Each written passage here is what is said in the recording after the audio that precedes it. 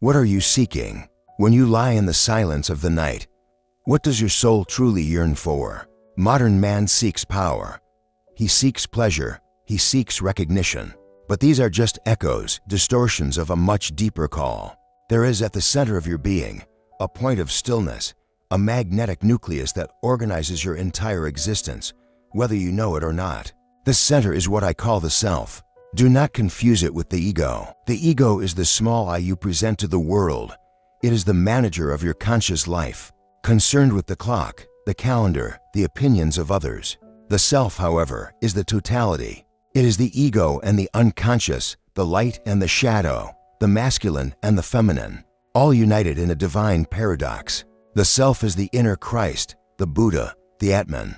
It is the imago Dei, the image of God imprinted in every cell of your psyche. The purpose of a life, what I have called the process of individuation, is not to achieve perfection, for that is a neurotic fantasy of the ego. The purpose is to achieve wholeness, and for this, the ego must not be destroyed, but it must be cured of its inflation and realize that it is not the king. The ego must become the loyal servant, the high priest in service of a much greater God, the self. During the first half of life, we are busy building this ego. We learn the rules, we create a persona, a social mask to function in the world. And this is necessary. But then, in midlife, the crisis hits. The soul demands more. What once gave us meaning now feels empty. This is the call of the self. It summons us on a journey inward, into the unknown territory of our own psyche. It is a frightening journey, for it forces us to confront everything we have repressed, everything we consider not me. This is the great work. The self is not a theory. It is an experience. It is the experience of feeling, for the first time, whole. Have you ever felt watched by something inside you? Have you ever had a dream that shook you to your foundations, revealing a truth your ego refused to see? That is the self knocking at your door. It is the hidden compass. In a world of chaos and fragmentation, where man has lost his myths and therefore lost his way, the only anchor that remains is this inner reality. The self is the rock upon which you can build a life of authentic meaning. But it does not speak our language. It does not use Aristotelian logic. The self speaks the oldest language of all, the language of symbols. And it is to decipher this language that we are here today. If you feel that this journey is necessary, if you seek this totality, consider subscribing to this channel, for this is our investigation. This is the great work. The self is, in essence, an archetype, the central archetype. Think of archetypes as the instinctual patterns of human behavior, the primordial forms that inhabit what I have called the collective unconscious. Just as the bird is born knowing how to build its nest, man is born with these primordial images: the mother, the father, the hero, the wise old man, and above them all, the self. It is the archetype of order, unity, and totality. It is the organizer of the psyche. When your life is in disarray, when you feel fragmented, it is because your ego has lost contact with this organizing center. The self then tries to compensate for this disorder. It sends dreams, it creates synchronicities, it projects images onto the outer world that force you to look within. It is the physician of the soul. The self longs for itself. It longs to be known, to be realized, to be manifested in the world through you. The self is not something you achieve and then retire. It is a dynamic process, a coincidentia oppositorum, a union of opposites. To live in dialogue with the self is to live in the creative tension between the conscious and the unconscious. It is the dance of the ego and the soul. It is what the alchemists sought in their laboratories. They were not just trying to turn lead into gold. They were projecting a psychic process. They were describing the journey from the fragmented psyche, the lead, to the unified. Immortal being the gold, the philosopher's stone, which is itself, the greatest of all symbols for the self. And this is why understanding symbols is so vital. They are not mere decorations. They are the living bridge to the divine within. The modern mind is literal. It has been trained to dissect, to analyze, to reduce everything to facts. And in this process, it has become tragically blind. It has lost the ability to read the world. Primitive man did not see the sun merely as a ball of incandescent gas. He saw a God, a life-giving power, an archetype. He was immersed in a participatory reality, where the inner and outer dance together. We, in our rational arrogance, call this primitive, but in doing so, we have emptied the world of meaning. We have alienated ourselves from our own depths. The psyche, especially the unconscious, does not operate with the logic of the ego. The logic of the unconscious is the logic of myth, of the dream. The language the unconscious uses to communicate with consciousness is the symbol.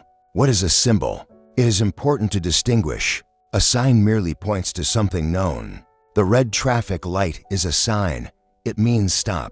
But a symbol is a doorway. It points to mystery, to something that cannot be fully known or expressed in words. It is the best possible expression for something that is, in essence, unknown. The symbol is alive. It carries an enormous charge of psychic energy. Think of a dream. Why is it so bizarre? Why doesn't it just say, you are unhappy in your job? Because the unconscious is not interested in facts. It is interested in experience and transformation. It will give you an image. Perhaps you are on a train you cannot stop, or your feet are stuck in mud. These images carry an emotional weight and a significance that the logical sentence, you are unhappy, could never contain. The symbol is the bridge between instinct and spirit, between body and mind. It is the transformer of psychic energy. Man only becomes sick, neurotic, when this bridge collapses. When the energy, the libido, can no longer flow between the conscious and unconscious, it stagnates. It turns against itself. Neurosis is the suffering of a soul that has lost its meaning, and meaning can only be found through the symbol. The great symbols of humanity, the cross, the mandala, the world tree, were not invented. They were discovered. They emerged spontaneously from the collective psyche in different cultures, at different times, because they represent the fundamental truths of the human condition. When I treat a patient, I am not just listening to their conscious story. I am listening to their dreams, their fantasies, their slips of the tongue.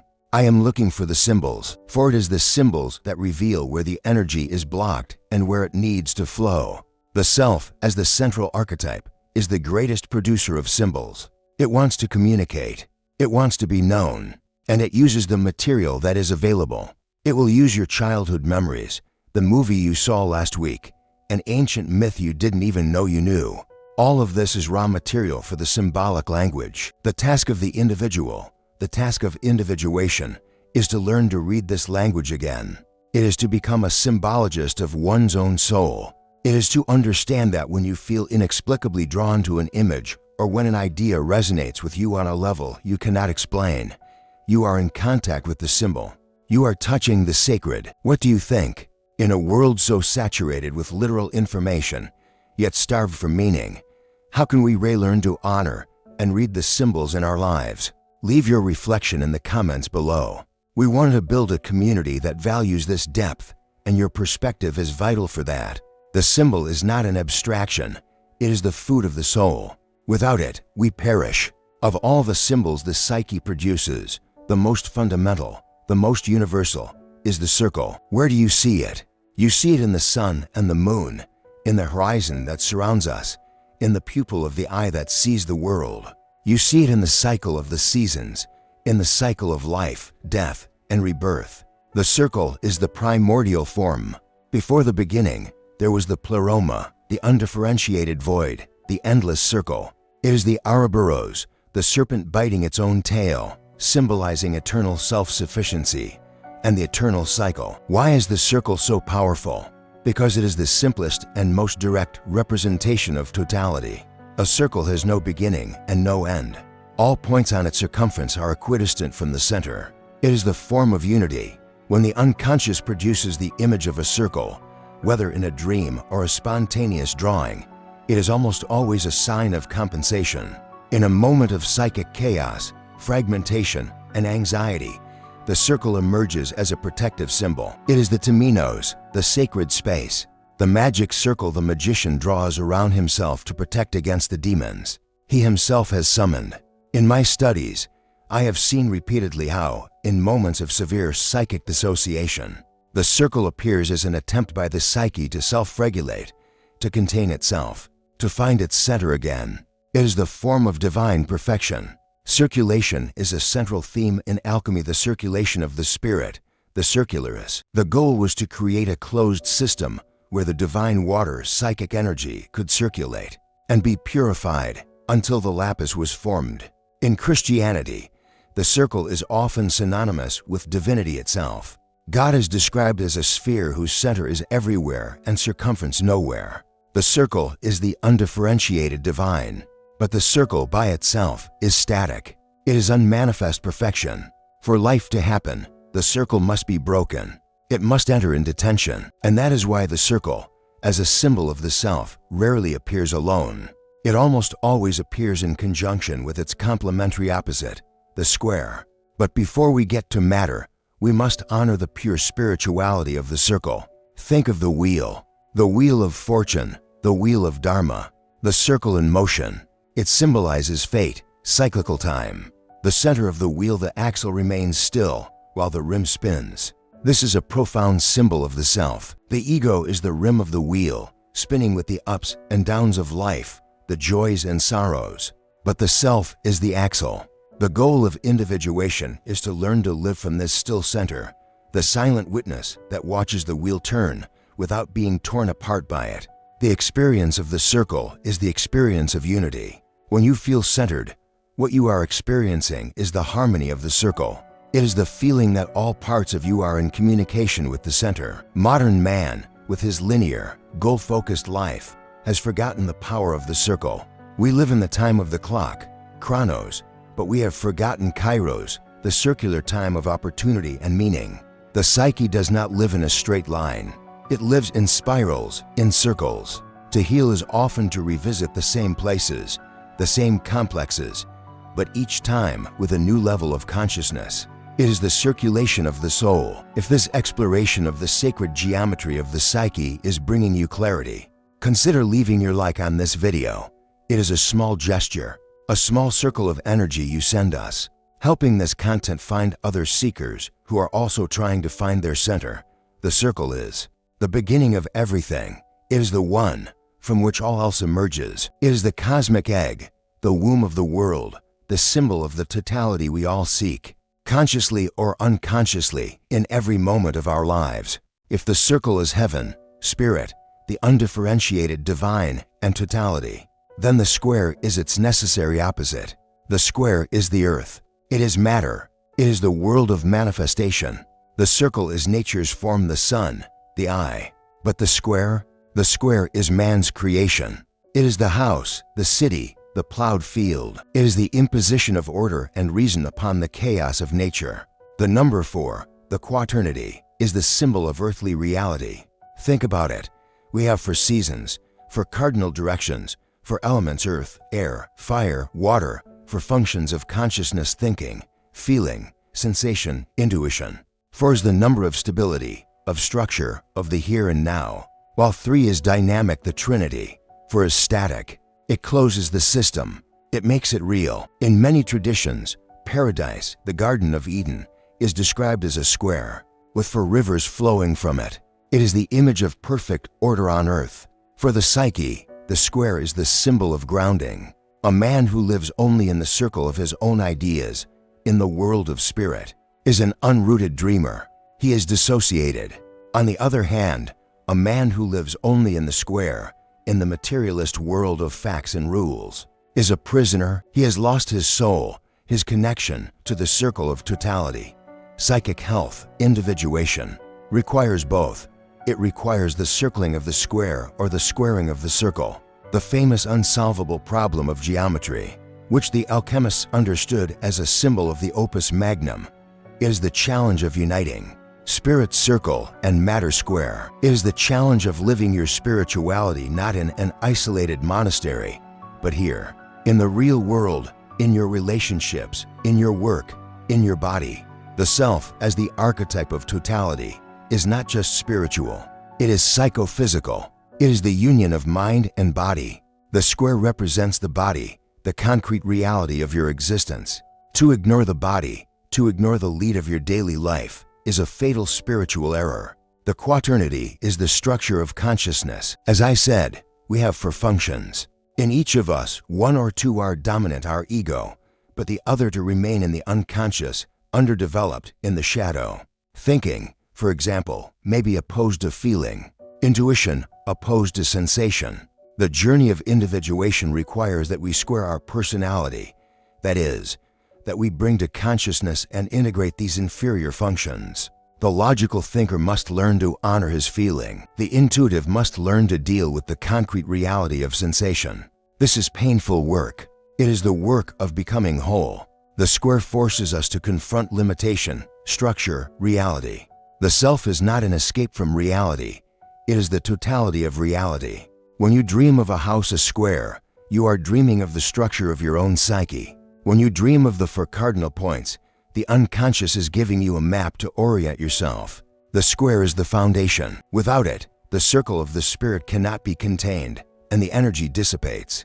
The task is to build a temple square strong enough to contain the God circle that wishes to dwell within you. Now, what happens when we take the circle and the square, spirit and matter, and superimpose them? What do we get? Often, we get a cross within a circle, an ancient symbol, present long before Christianity. But what is the cross itself? The cross is, perhaps, the most dramatic symbol of the human experience. It is the symbol of suffering. Why? Because it is the intersection of two opposing lines. It is the point of maximum tension. The vertical line is the spiritual axis, the connection between heaven divine and earth human. The horizontal line is the material axis, the expansion in time and space, the relationship with the world and with others. At the center of the cross, at that point of intersection, is where you are. You are the being crucified between the opposites of your own nature. You are torn between your desire to ascend spirit and your earthly needs matter. You are torn between your inner world vertical and the demands of the outer world horizontal. This crucifixion is not a punishment. It is the condition of consciousness. To be conscious is to live in the tension of opposites, good and evil, light and shadow, masculine and feminine, love and power. The animal does not suffer this tension, it simply is. God, in his perfection, also does not suffer it. But man, the intermediate being, is nailed to the cross of duality. The self, the archetype of totality, is the union of these opposites. The self is the cross and the circle that contains it. It is the coincidentia oppositorum. The image of Christ on the cross is an archetypal symbol of the self. It is not just a historical event. It is a psychic drama that unfolds within every individual. It is the ego, Christ as man, that must voluntarily sacrifice itself, die to its own inflated will, so that the greater being, the totality, the resurrected Christ, the self, can be born. This is a terribly painful process. No one wants to be crucified. The ego fights against it with all its might. But individuation demands this sacrifice. It demands that you carry your own cross, that is, that you accept and endure the tension of your inner opposites, without unilaterally identifying with one of them.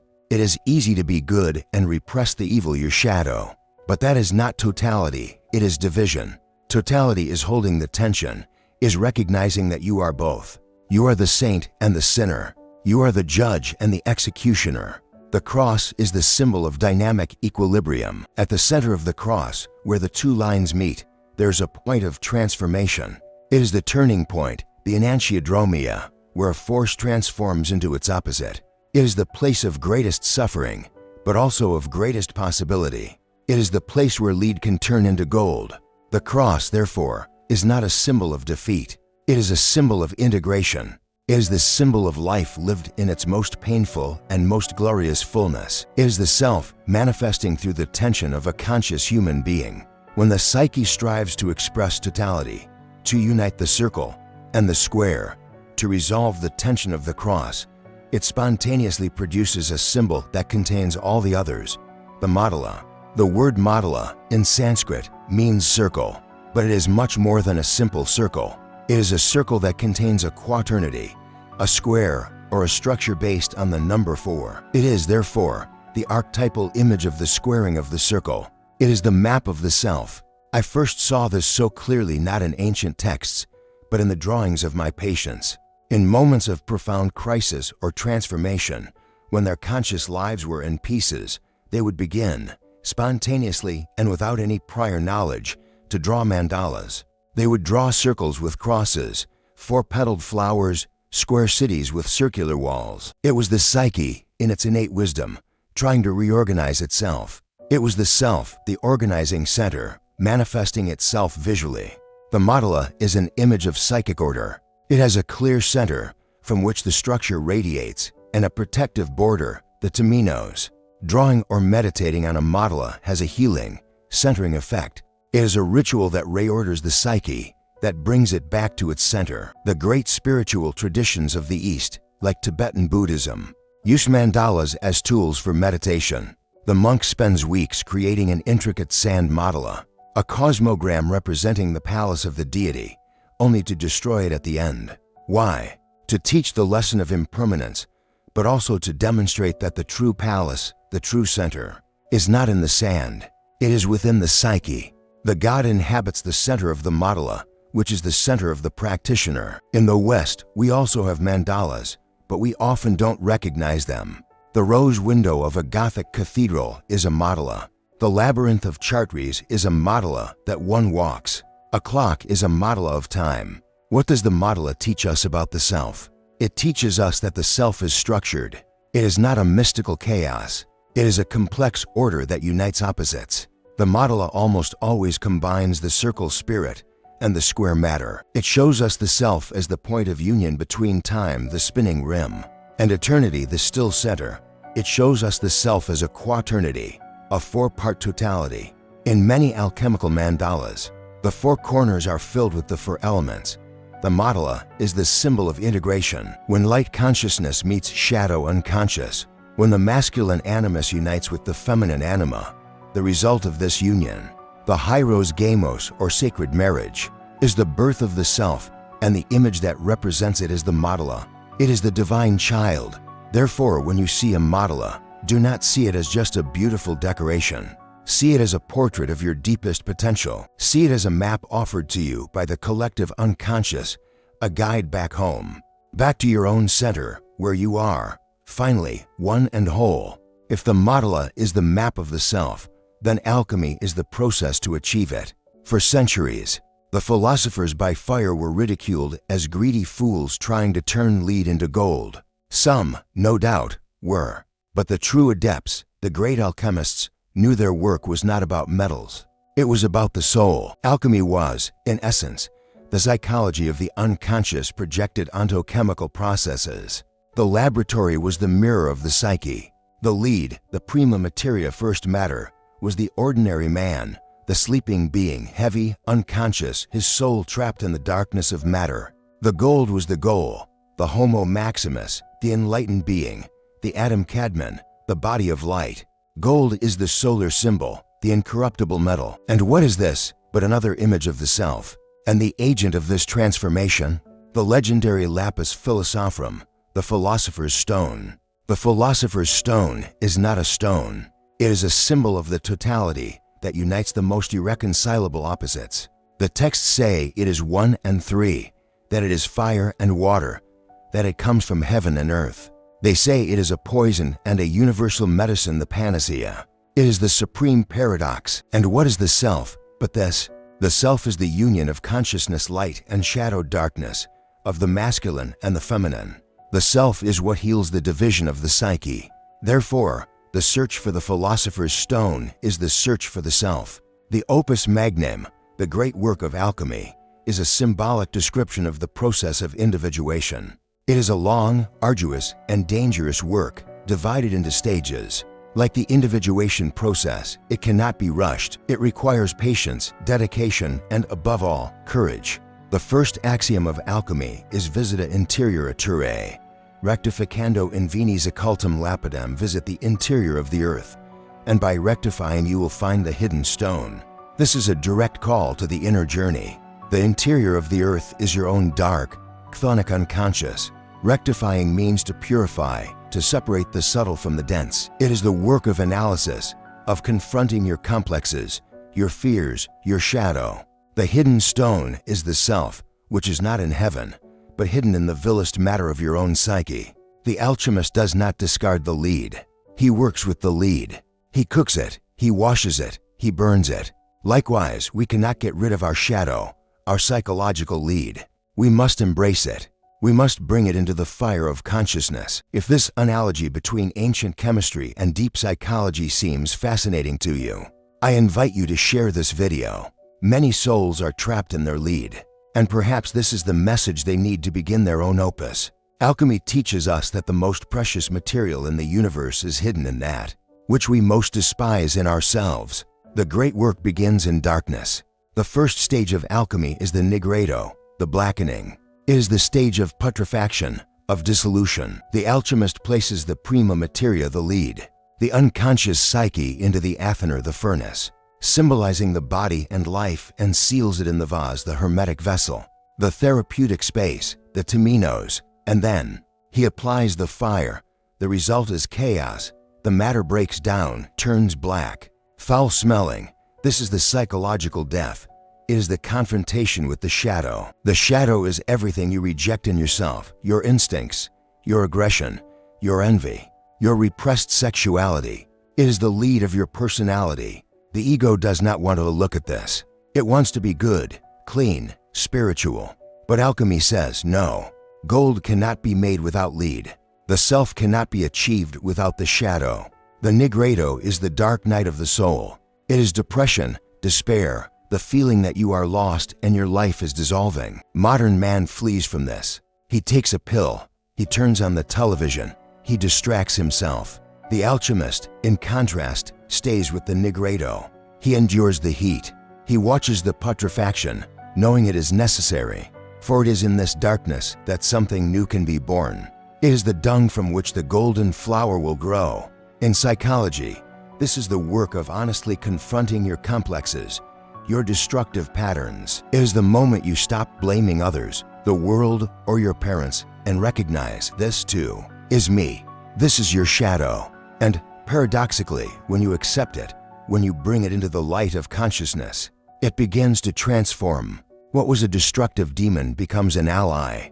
The shadow contains immense vital energy, a creativity that was blocked.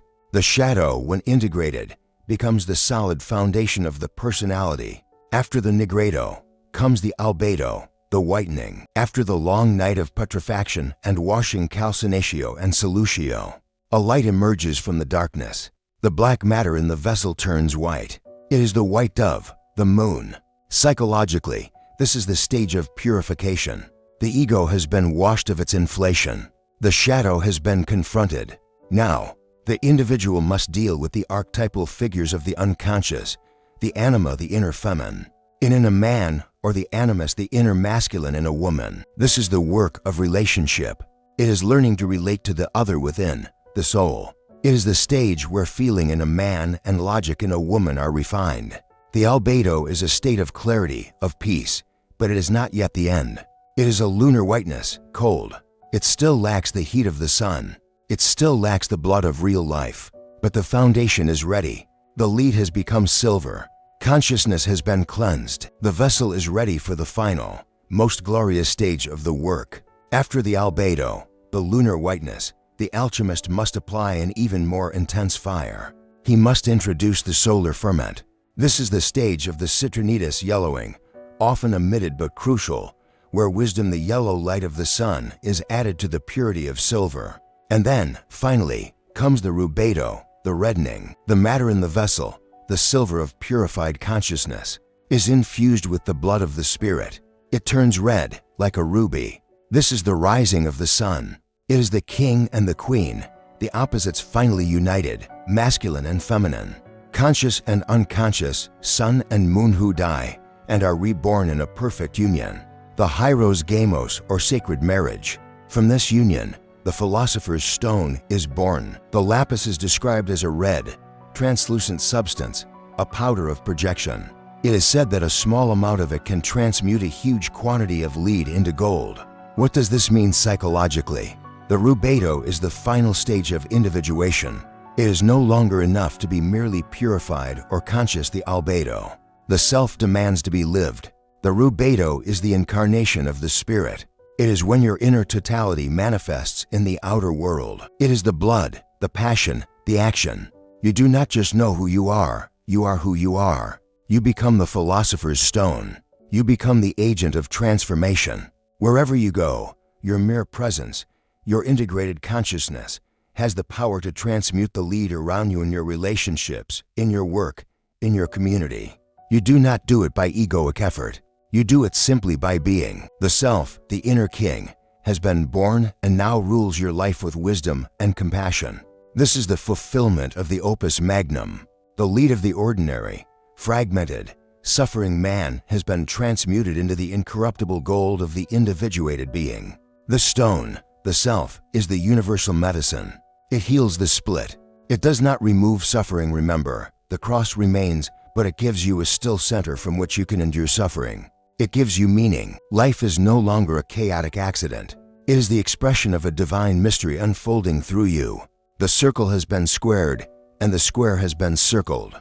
The opposites dance together in harmony. The alchemist has himself become the laboratory, the vessel, and the stone. He is the microcosmos, reflecting the totality of the macrocosmos. This is the goal. It is not a goal to be reached next week, or perhaps even in this lifetime. But it is the only journey that ultimately matters. It is the call of the self. It is the call to become whole. And if this great work resonates with the deepest aspiration of your soul, subscribe to this channel. Let us continue this journey together, deciphering the symbols that guide us back to the gold that was always hidden within us. So what do we do with all this? We have explored the center, the circle, the square, the cross, the mandala, and the philosopher's stone. These are magnificent, profound concepts, but I was always a doctor, an empiricist. What good is a symbol if it cannot be lived? What good is the philosopher's stone if it remains locked in an ancient book? The challenge for modern man is not just to understand these symbols. The challenge is to embody them. We live in an age of radical dissociation. We are disconnected from our bodies, from our earth, from our souls, and from each other. We are starving for meaning while drowning in information. The self is not an intellectual abstraction to be debated in salons. It is a pressing psychological necessity. The world does not need more perfect people. It desperately needs more whole people. To live the symbol means, first of all, to take your inner world seriously. It means to honor your dreams. It means to set aside time, amidst the noise of the world, for silence. It means to have the courage to look at your own shadow, to admit the lead in your life, instead of projecting it onto others. To live the circle is to find your center every day, even if for a few minutes. To live the square is to honor your life in matter, your body, your work, your relationships, as the temple of the spirit. To live the cross is to have the courage to endure the tension of opposites, to not give in to the easy answer, but to hold the paradox until a new synthesis emerges. To live the mandala is to actively build integration in your life, to give time to all four of your functions, to think, but also to feel, to sense the world, but also to intuit its possibilities. And to live the philosopher's stone, it is the result of all this. It is to live with a purpose that is not dictated by your ego, but that emanates from your center. It is to find meaning in the ordinary. It is the ability to see the gold in the lead, to see the divine in the human. The self does not remove you from the world. It inserts you into the world in a more profound and authentic way. You become an individual, in the true sense of the word, indivisible, not divided. You become who you were always meant to be. This is the only real answer to the neurosis of our time. Change will not come from committees or governments. It will come from individuals who have made the inner journey, who have found their center, who have transmuted their own lead. Each individuated being becomes a point of light in an increasingly dark world. They become the living proof that the psyche is real and that the self is the only reliable compass. The work is yours. The laboratory is your life. The time is now.